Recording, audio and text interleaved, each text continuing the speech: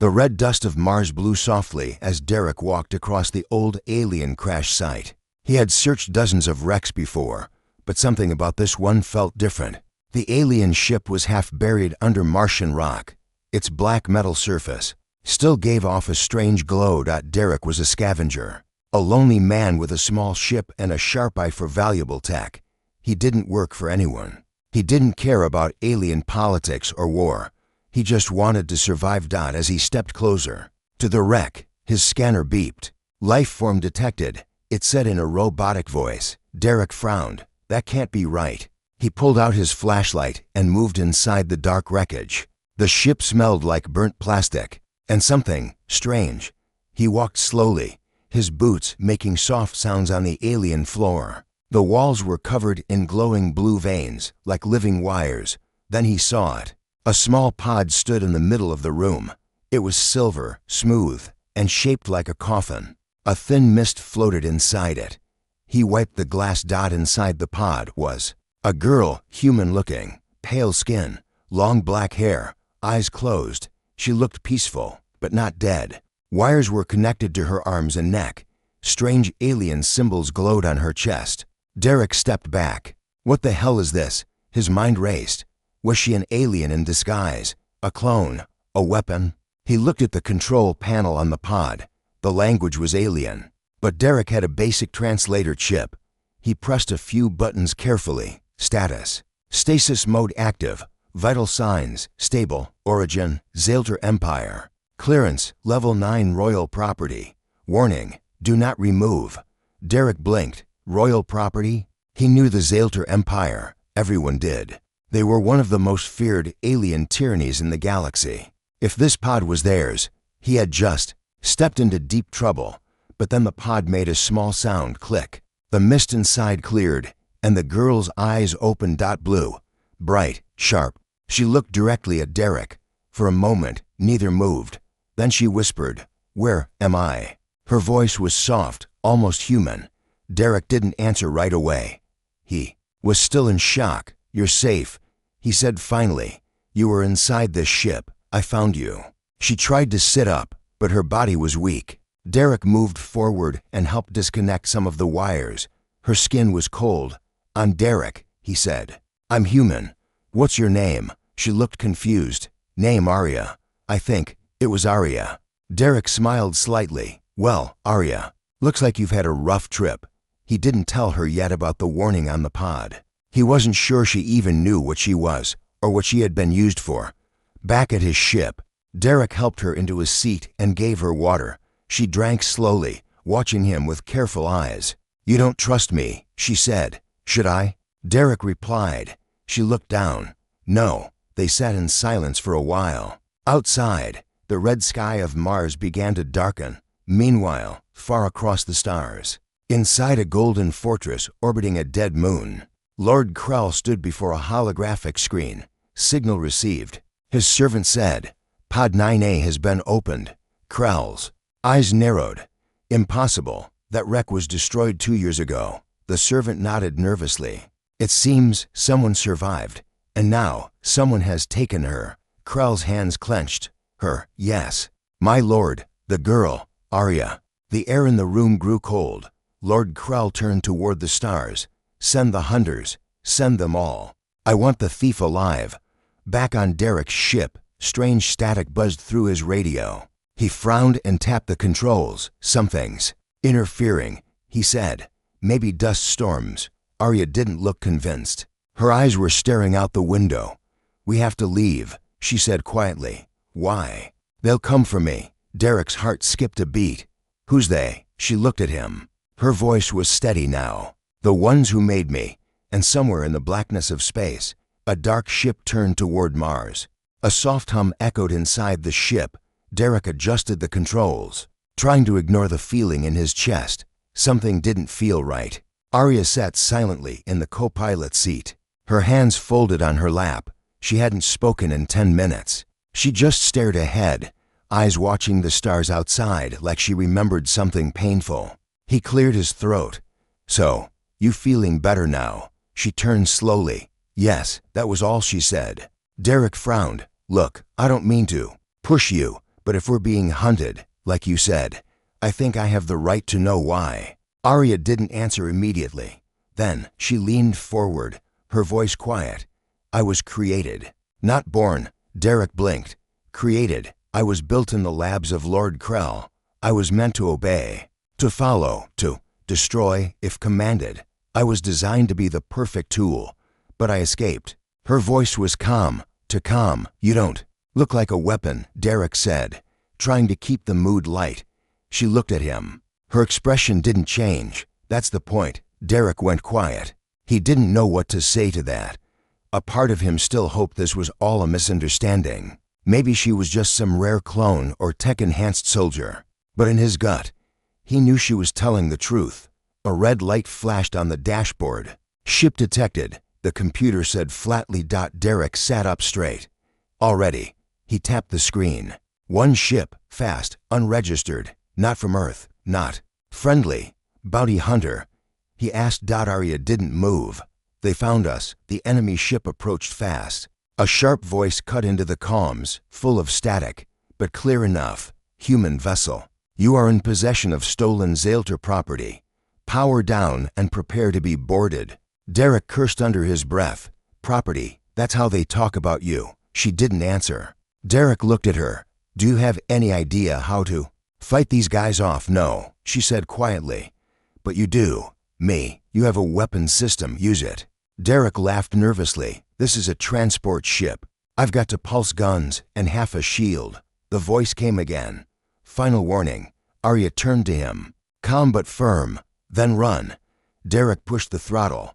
The engines roared, and the ship sped away, pulling hard into space. The enemy followed instantly. Lasers shot past the window. Shields down to 70%. The computer warned. The ship shook. Sparks flew. Derek cursed louder now. "We're not gonna make it." Arya stood. Her hands moved quickly over the control panel. Faster. Then Derek could follow. What are you doing?" She didn't look at him. "Unlocking the defense protocol." "What defense protocol?" Suddenly, the weapons systems lit up. Controls changed. New options appeared. Ones Derek didn't even know existed. Arya's fingers danced across the panel. The ship responded like it knew her. "Target locked," she said softly. She pressed a button. A hidden cannon under the ship's belly fired a beam of dark blue energy. It hit the enemy ship directly. The hunter's ship exploded into pieces. Silent fire burned across the stars. Derek just stared. That cannon isn't mine. I added it," she said. He looked at her, shocked. "When? While you slept? You modified my ship while I was sleeping." She turned to him calmly. "Would you have let me do it if I asked?" "No, of course not." "Then it was necessary?" Derek stood, rubbing his face. "Unbelievable. I rescue you, and now my ship is carrying alien weapons and attracting warlords. I didn't ask to be rescued." Her words were sharp. He looked at her. "Then why didn't you stay in that pod?" "Because I was dying." They stood in silence. The stars outside blinked like cold eyes. Derek sighed. "Fine. Whatever. We need to get to Earth. Maybe someone there can help us." Arya shook her head. "Earth is not safe. It's safer than being out here. They'll come, more of them, stronger ones. Krell will not stop." Derek looked at her again, this time longer. "You said you were made to destroy. Can you still do that?" She paused. "Yes. Do you want to?" Another pause. "No." That was enough for Derek. For now. He turned back to the controls. "We'll figure something out. Maybe there's a planet nearby with allies. A place we can hide, regroup." She nodded slowly. But deep inside, Arya knew hiding wouldn't work. Krell would chase her to the edge of the galaxy. Because she was more than a creation. She was his secret, his shame, his failure. And he would burn every planet to keep her from telling the truth. The silence between them had grown heavier. Derek sat at the edge of his bunk, staring at the empty cup in his hands. The hum of the ship's engine was steady now. No warning lights, no alarms. Just space. Just the feeling of waiting for something to go wrong.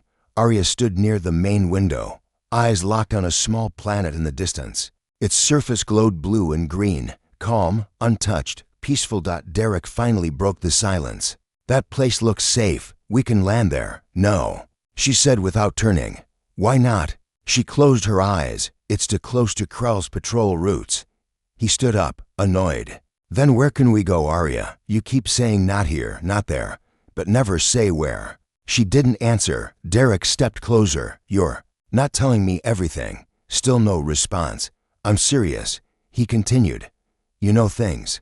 You do things that no normal person can. You changed my ship without touching tools. You hacked into alien systems like you were born with. The code. And that bounty hunter." He exploded like you knew exactly where to hit. Now, Arya turned. "I did." "Then explain. Tell me what you really are." She studied him for a moment. Her face was calm, but something in her eyes had shifted, like a lock had just opened inside her. "I wasn't just built for war," she said. "I was made from war." Derek didn't understand. "What does that mean?" "I was created using stolen DNA from different species, human, Zalter, and others. They used brain copies from ancient warriors, scientists, pilots. Everything inside me was programmed. Memories that are not mine, skills that I never learned." She looked down at her hands. "I remember how to fly a ship I've never seen. I can speak languages I've never heard. I know how to kill people I've never met." Derek felt a chill crawl down his back. "Why would they build something like you?" Her voice was soft now. "To end planets." His breath caught. "I was Lord Krell's final weapon. A living program, not just to destroy, but to replace." She walked slowly toward the wall and placed her palm on the surface. The ship responded, lights blinking, systems shifting. He believed machines were not enough. He wanted something that could learn, adapt, feel, and obey. "But you escaped." "I changed," she said. "Something inside me broke free. I stopped obeying. I stopped being his tool. That's why he keeps calling me property. I wasn't supposed to have a choice." Derek sat back down, overwhelmed. "And now he wants you back." "No," Arya said. "He wants to erase me." Suddenly, the ship's lights flickered. Derek jumped up. "What now?" A small screen lit up on the wall. A video transmission. An old man appeared. Wrinkled face, sharp eyes, Earth military uniform. "This is Commander Hughes, Derek Rayner. Your ship has been flagged. Surrender the girl immediately. You are carrying a level X threat." Derek stared at the screen. "What? How do they even know?" "I told you," Arya said. "He has spies on Earth, people in power." The message continued. "You will not be harmed. We will take control of the situation. Turn the girl over to us. You have 10 minutes to comply." The screen shut off. Derek turned to Arya. "What do we do?" She didn't move. He grabbed her shoulders. "Arya, what do we do?" She looked at him, calm and sure. "We don't run anymore." "What? They'll just keep coming. Krell, Earth, others. None of them want me free." Derek's voice shook. "I didn't sign up for this. You didn't have a choice either," she said. "Not after you opened that pod." He pulled away. "I should have left you there. Maybe." Derek walked toward the cockpit, hands shaking. He looked at the map. The blue and green planet was still there. He pointed. "We land here. We need to rest, think, plan." She walked beside him. "Okay. But if they follow us, they probably will." He said that then, quietly. He added, "And we fight." As the ship dropped into the planet's orbit, Arya placed a hand on the wall. Again, the ship adjusted, systems humming to life. Derek glanced at her. "You're not a weapon to me." She didn't smile, but her voice was softer. "Then don't treat me like one." The ship entered the atmosphere, cutting through clouds, trees, rivers, and hills came into view. For a moment, it looked like peace. But peace never lasts long. Far above them, hidden behind a moon, a cloaked ship opened its eyes, and inside it, a new kind of hunter prepared to strike. The air was too quiet. Derek stepped out of the ship first, his boots pressing into the soft soil of the strange planet. It smelled fresh here, real air, real life. Birds flew overhead, their wings wide and silver. Small trees swayed in a gentle wind. Everything looked untouched. To untouched. Arya followed behind him, her eyes scanning everything without blinking. No smile, no relief. Her body stayed still, but her mind was always alert. "This place is empty," she said. "Good," Derek replied. "We need quiet." She didn't agree or argue, just kept walking, like she was counting every leaf and shadow. They made a camp near a rocky hill. Derek unpacked supplies, dried food, a water filter, solar batteries. He moved quickly, like doing small tasks would stop his brain from asking big questions. Questions he didn't want to hear the answers to. "I contacted Earth," he said after a while. Not looking at her, Arya turned sharply. "What?"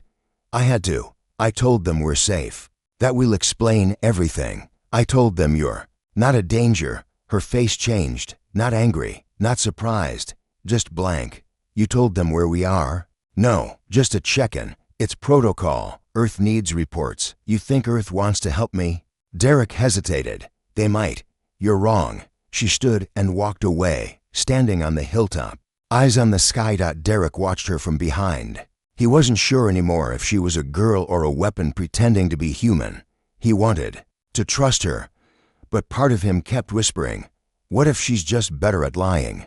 Night came fast. The stars above were close and bright. Derek lay beside the fire, staring at the flames. Arya hadn't come back down yet. He didn't hear the sound at first, just a low hum, like wind through metal. Then the ground shook. He sat a day up fast. "Arya." She slid down the hill in one quick move. "They're here." Derek jumped up. "How?" "I didn't. They traced your message." "No, I didn't send coordinates. I swear." "They didn't need them. They just needed a signal." Lights flashed in the sky. A dark shape broke through the clouds, sharp wings, white engines, no sound. Arya grabbed his arm. "Run!" They took off toward the forest, her pulling him faster than he could think. Behind them, the ship landed hard. The ground split open. From the impact, red lights scanned the trees. Soldiers stepped out, not fully human, not fully machine. Black armor, glowing eyes. "Don't shoot," Derek yelled from behind a rock. "I'm not your enemy." The soldiers didn't answer. One of them raised a hand. A net fired from his arm, wrapping around Derek's legs. He crashed to the ground. "Derek," Arya called out. Before she could reach him, a bright pulse hit her side. She fell, her body twitching from the stun blast. The soldiers approached her. Derek tried to scream, but the net was too tight. His vision blurred. A figure stepped down from the enemy ship, human, clean white suit, Earth flag on the shoulder. "Commander Hughes." "You shouldn't have run," Hughes said calmly. Derek groaned. "You said you'd help her." "I said I'd take her, and now I will." He looked down at Arya, still shaking on the ground. "Such a beautiful lie," Hughes said softly. "She was made to be a tool, but look at her, pretending to be human, thinking she has a choice." Derek struggled harder. "She does have a choice." Hughes ignored him. "Get her on the ship. Secure her brain core. We'll wipe it and rebuild." The soldiers moved to lift her, but Arya's eyes opened. In one flash, she swung her arm, shattering the soldier's helmet. Sparks flew. She kicked the second soldier in the chest. His armor cracked like glass. She rolled to her feet, still weak, but fighting. Derek saw her face now. No fear, no confusion. Just focus. She moved fast, too fast. The third soldier raised his gun, but she was already behind him. She pressed her palm to his back. The armor exploded outward. Hughes stepped back. "Wait." Arya turned to him slowly. "You said I was a lie," she said. "But the truth is, I remember now." Hughes reached for his weapon, but it melted in his hand. Arya's stare alone burned the metal. Her powers were returning. She reached down and tore the net off Derek like it was paper. He looked up at her, breathless. "I thought they took you." "They almost did." "You okay?" "No," she said. "And that's the problem. I remember what I was made to do, what they trained me for." He stood unsure. "Then what now?" Arya looked up at the stars. "We stop running." The fire in her eyes didn't fade, even as the last enemy ship turned to smoke, and the clouds above cleared. Arya stood still, chest rising and falling like a machine, trying to remember how to breathe. Pieces of armor lay scattered across the forest floor. Derek sat on a rock nearby, holding his shoulder. He wasn't hurt badly, but his hands were shaking. You just took down a full squad of enhanced soldiers, he whispered. Arya turned her head. They weren't enhanced enough. He tried to smile, but it didn't land. I've never seen anything like that. She didn't reply. Something had changed in her. Derek could feel it. Before, she had hesitated. Now, there was something. Colder in her steps, sharper. Are you still, you? He asked softly. Arya looked at her hands. I don't know who that is anymore. Before Derek could speak, a deep mechanical hum rolled through the trees. It was different this time, not from the sky. From below, the ground to their left shifted. Derek jumped back as a piece of dirt collapsed inward. A hatch opened silently. For a second, they both just stared.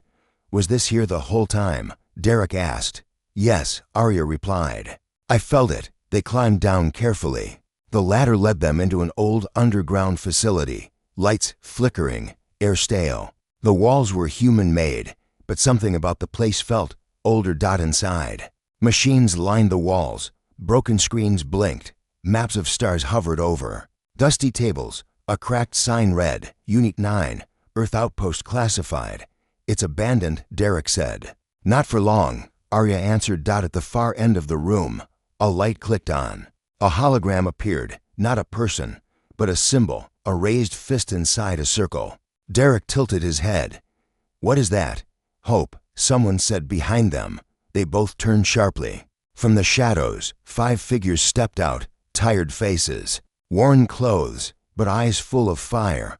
One of them, a woman with metal arms and a scar across her throat, stepped forward. We've been waiting for you.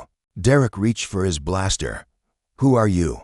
The woman smiled. The ones who haven't given up. She turned to Arya. You're the key, aren't you? Arya didn't speak. She didn't need to. Another man stepped forward, limping on a mechanical leg.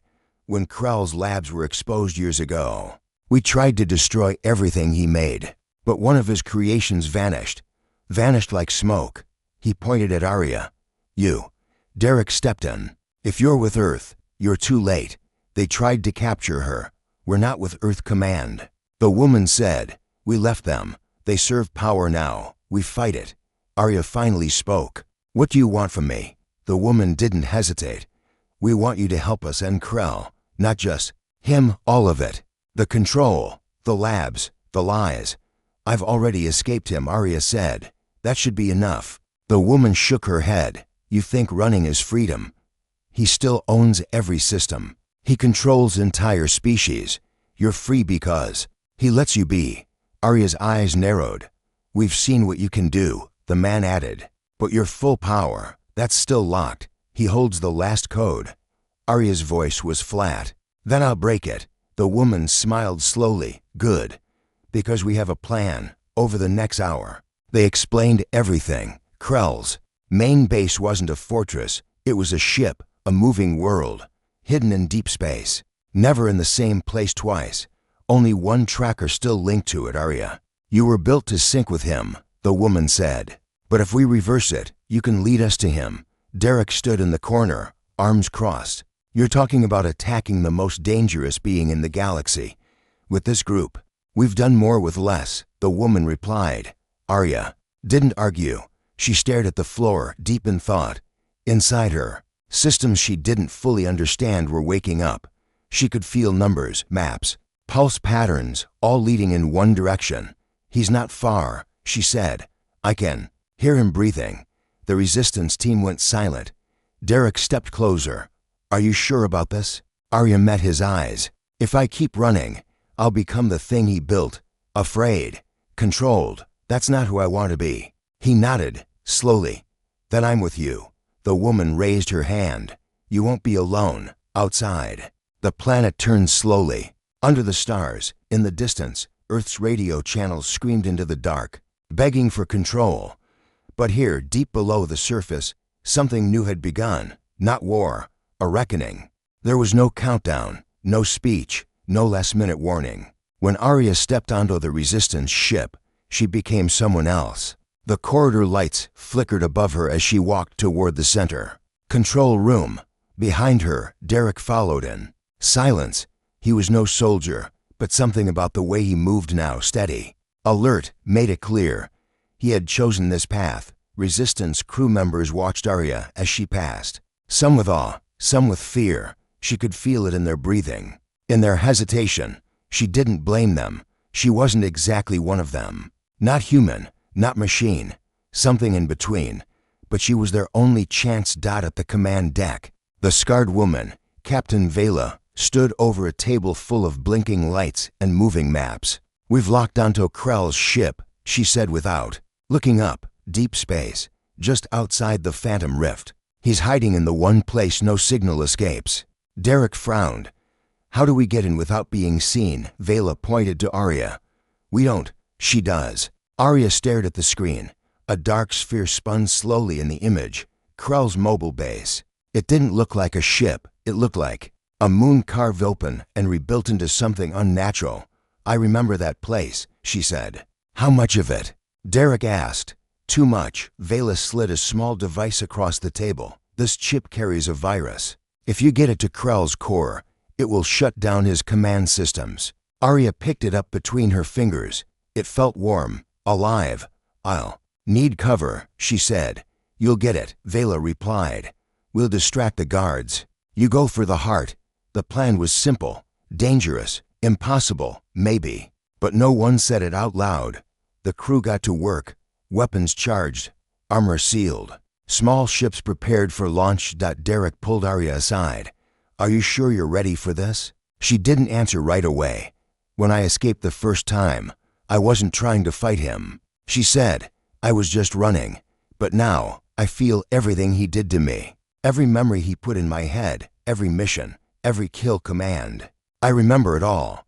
He placed a hand on her shoulder. "You're not that person anymore." "No," she said, "but I was." They stood there for a moment, not as soldier and weapon, not as rescuer and rescued, but just a people about to walk into fire. Alarms sounded. Vela's voice came over the ship's system. "Launch now. All teams go." The Resistance fleet jumped into light speed, slipping through the rift like ghosts. Their ships moved like whispers, invisible to scanners, unseen by sentries. But Krell knew they were coming. He always knew, inside the dark moonship. Krell sat on a throne made of bone-white metal. Dozens of screens floated around him. His eyes glowed like dying stars. "She's returned," he whispered. Beside him, a new guard bowed low. "Shall we destroy them?" "No," Krell said. "Let her come. Let her think she has a chance." He smiled. "She always forgets who made her." Outside, the battle began. Resistance fighters clashed with Krell's machines in tight corridors. Explosions rocked the walls. Sparks rained down. Steel screamed against steel. Derek fought beside two Resistance pilots. He wasn't the best shot, but his aim was steady. He stayed alive. Arya moved separately. Deeper into the ship, the walls seemed to shift as she walked, reacting to her presence. Some doors opened without touch, others tried to close behind her. She reached the core hallway, a long path leading to the main chamber. Her hand tightened around the chip. Then the voice came. "You shouldn't have returned." Krell's voice, not through speakers, inside her head. "You were perfect," he said, "until you chose weakness." She didn't speak. She kept walking. "You're not free," he said again. "You are me." She stopped at the final door. "No," she whispered. "I'm what you failed to control." The door opened. Krell stood in the center of the room, tall, armored, not quite human. His face was calm, like a teacher watching a child return home. "You can't kill me," he said. "I don't need to," she replied. "I just have to end your grip." She raised the chip. He moved fast, faster than anyone his size should move. In seconds, he was in front of her, hand around her throat. "I gave you life," he said, "and I will take it back." Her free hand slammed into his chest, not with the chip, with her pulse. A shockwave pushed him back. The chip flew into the air. She dove, caught it mid-fall, and reached the main console behind him. He roared. She stabbed the chip into the core. The system screamed. Lights dimmed. Alarms blared. Krell staggered, his body glitching. "You can't do this," he growled. Arya stepped back. "You already lost," she said. Krell's body collapsed. Across the ship, weapons fell silent. His guards froze. the entire fortress began to shut down. In the distance, Derek heard silence, then the words he'd hoped for. Target neutralized. Systems offline. He looked to the stars. She did it. The body didn't burn. It simply dissolved. Krell's form crumbled like dry ash, scattered by the quiet wind inside the core chamber. The room around Arya went dark. Screens shut off, engines powered down. What once felt alive now felt empty. She stood alone, staring at the space where he had been. For a long time, she didn't move. No alarms, no voices, no noise at all. Just the slow thumping of her heart, real or artificial. She no longer cared. Footsteps echoed behind her. Derek entered. Carefully, his clothes torn, face dusty, blaster still in hand. "It's over?" he asked. Arya didn't answer. He stepped closer, eyes scanning the room. When he saw the core pulsing faintly behind her, he finally breathed. "You did it." She turned around. Something in her face had changed. Not broken, not cold, just different, like the weight of everything had settled into place. "Krell's gone," she said. "But I can still hear the systems whispering." Derek raised an eyebrow. Whispering what? Waiting for orders. He didn't like the sound of that. Outside the control room, the resistance was already securing the ship. Enemy soldiers, now disconnected from their network, had surrendered or shut down. Power lines stopped humming. Explosives had been disarmed. The base moon drifted in silence. Arya and Derek walked through its long corridors, some doors still opened at her presence. Some lights still flickered to life when she passed. The ship didn't see her as an intruder. It saw her as its new master. Vela met them near the main hangar. Her face was bruised, but her smile was wide. "Can't believe it," she said. "After all these years. It's done. Krell's reign is over." Arya nodded. But Vela wasn't done. "What happens now?" They all looked at Arya. She paused. "This shipper still runs on his systems. The labs, the code, the controls. If someone else got inside and cracked them, then we're back to war," Vela finished. Arya stepped forward and placed her hand on the wall. The ship lit up under her fingers, as if waiting. "I can't let that happen," she said.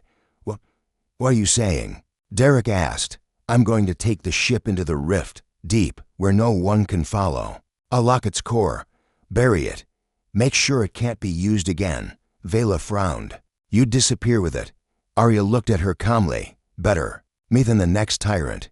"No," Derek said, stepping in. "You don't have to do that. We can destroy it from the outside. Blow the whole thing up."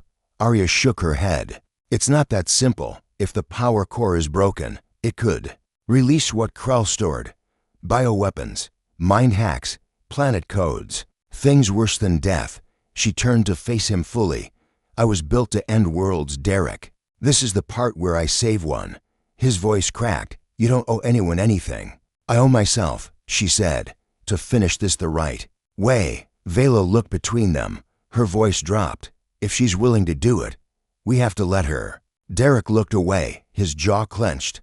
But deep down, he knew she was right. They returned to the hangar together. One last time. Arya prepared the command ship, a small, sleek craft that would allow her to pilot the core into the deepest part of the rift. Before boarding, she turned to Derek. "I never asked for your help," she said. "I gave it anyway." He replied, trying to smile. "You saved me." He looked at her eyes. "You saved yourself. I just got to watch." She hesitated, then stepped forward and placed something in his hand, a small black cube, warm to the touch. "What is it?" he asked. "My memory," she said. "If I don't come back, you'll remember I was more than what they built." The ship powered up. The others stepped back. Only Derek stayed close. "You sure about this?" he asked again, quietly. "I have to be," she whispered. The door closed. The ship lifted off the floor and turned toward the edge of the rift, a swirling, lightless crack in space that seemed to swallow even sound. No one spoke as she vanished into it. Just like that, she was gone. Days passed. The resistance dismantled the base. Systems were locked. Soldiers were sent home. News spread across the galaxy. The tyrant had fallen. And still, Derek waited. Every day, he stood by the window of a small station ship, staring into the black, waiting for a signal. A voice, a spark, nothing came. Until one morning, a soft beep. He rushed to the console. One message. No sender, no ID. Just a few simple words. I found silence. It's peaceful here. Thank you for giving me a reason to choose it. Derek smiled. Somewhere, deep in the stars, the weapon that was never supposed to feel had chosen something no one expected. Peace.